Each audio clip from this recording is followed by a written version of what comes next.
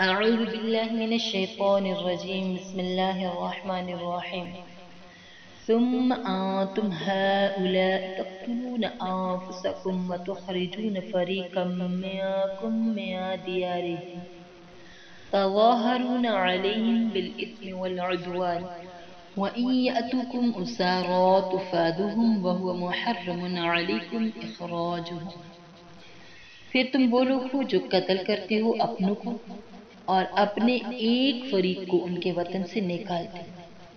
تم چڑھائی کرتے ہو ان پر گناہ اور سرکشی سے، اور اگر وہ تمہارے پاس قیدی آئیں تو بدلہ دے کر انہیں چھڑاتے ہو، حالانکہ ان کا نکالنا تم پر حرام کیا گیا تھا. افتؤمنون ببعض الکتاب وتکفرون ببعض، تو کیا تم کتاب کے بعض حصے پر ایمان لاتے ہو اور بعض حصے کا انکار کرتے ہو؟ فما جزاء من يفعل ذلك منكم الا خزي في الحياة الدنيا، سو تم میں جو ایسا کرے اس کی کیا سزا ہے سوائے اس کے کہ دنیا کی زندگی میں رسوائی. وَيَوْمَ الْقِيَامَةِ يُرَدُّونَ إِلَىٰ أَشَدِّ الْعَذَابِ، اور وہ قیامت کے دن سخت عذاب کی طرف لوٹائے جائیں گے. وَمَا اللَّهُ بِغَافِلٍ عَمَّا تَعْمَلُونَ، اور جو تم کرتے ہو اللہ اس سے بے خبر نہیں ہے.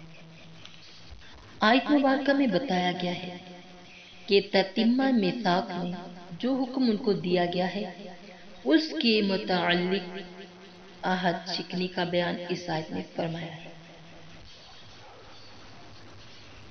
سورہ بقرہ کی آیت نمبر 85 کے اندر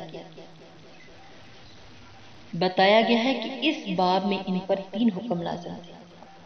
پہلا حکم قتل نہ کرنا، دوسرا اخراج یعنی ترک وطن نہ کرانا، تیسرا اپنی قوم میں سے کسی کو قید اور بند میں گرفتار دیکھیں تو روپیہ خرچ کر کے انہیں چھڑا دینا. تو ان لوگوں نے اول کے 2 حکم کو تو چھوڑ دیا اور تیسرے حکم کا اہتمام کرنے لگے. اور صورت اس کی یہ ہوئی تھی کہ اہل مدینہ میں 2 قومیں، اوس اور خزرج، اور ان میں باہم عداوت رہتی تھی اور کبھی کبھی قتال کی نوبت بھی آ جاتی تھی. اور مدینہ کے گرد و نواح میں یہودیوں کی 2 قومیں بنی قریظہ اور بنی نذیر آباد تھی. اوس اور بنی قریظہ کی باہم دوستی تھی اور خزرج اور بنی نذیر میں باہم یارانہ تھا. جب اوس اور خزرج میں باہم لڑائی ہوتی تو دوستی کی بنا پر بنو قریظہ تو اوس کی مددگار ہوتے اور بنی نذیر خزرج کی طرفداری کرتے. تو جہاں اوس اور خزرج مارے جاتے ان کے دوستوں اور حامیوں کو بھی یہ مصیبت پیش آتی. اور ظاہر ہے کہ بنو قریظہ کے قتل اور اخراج میں بنو نذیر کا بھی ہاتھ ہوتا.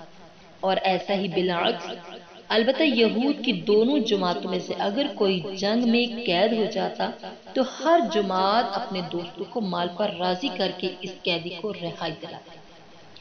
اور کوئی پوچھتا کہ ایسا کیوں کرتی ہو تو اس کو جواب دیتے کہ اسیر کو رہا کرا دینا ہم پر واجب ہے. اور اگر کوئی قتل اور قتال میں معین اور مددگار بننے پر اعتراض کرتا تو کہتے کیا کریں، دوستوں کا ساتھ نہ دینے سے آر آتی ہے. تو اس آیت میں اللہ تعالی نے اس کی شکایت فرمائی کہ ان کی حیلہ سازی کا پردہ چاک فرمایا ہے. تو اس آیت میں جن مخالف قوموں کی امداد کا ذکر ہے اس سے اوس اور خزرج مراد ہیں کہ اوس بنی قریظہ کی موافقت میں بنی نذیر کے مخالف تھے اور خزرج بنی نذیر کی موافقت میں بنی قریظہ کے مخالف تھے.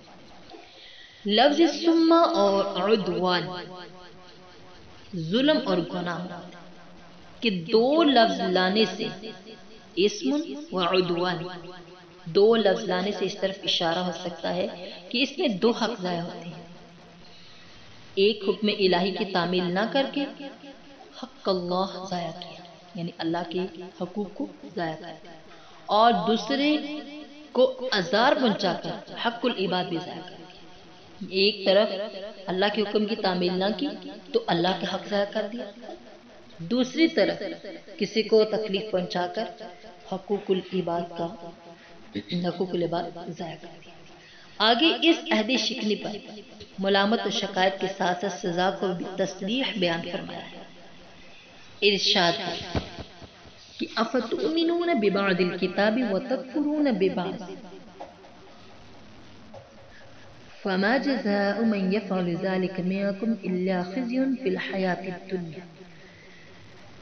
وہ یہودی جن کا قصہ اس میں ذکر کیا گیا ہے کہ نبی اکرم صلی اللہ علیہ وسلم کی نبوت کا انکار کرنے کی بنا پر کافر تھے، مگر یہاں ان کا کفر مذکور نہیں بلکہ بعض اعمال پر عمل نہ کرنے کو کفر سے تعبیر کرنا ہے۔